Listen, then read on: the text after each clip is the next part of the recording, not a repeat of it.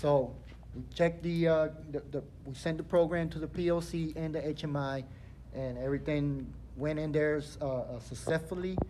And we checked to see we set the timer on a certain time that we wanted to. The timers came on, and then they turn off like they should. So everything as far as having the program and working like it should is working.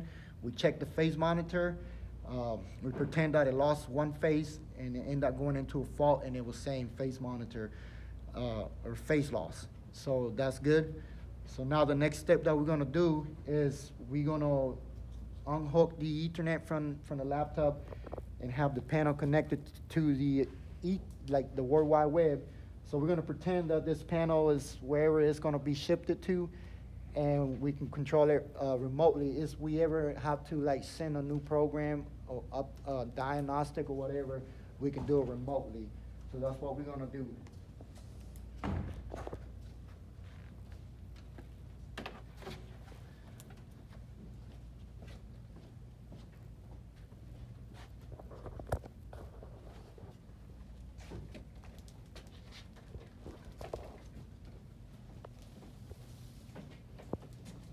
So I'm hooking it up to the Ethernet, and we're hooking it up on the second MIA where it says uplink. Now, this part right here, the second MIA takes a hot minute to establish a connection. So if you wanna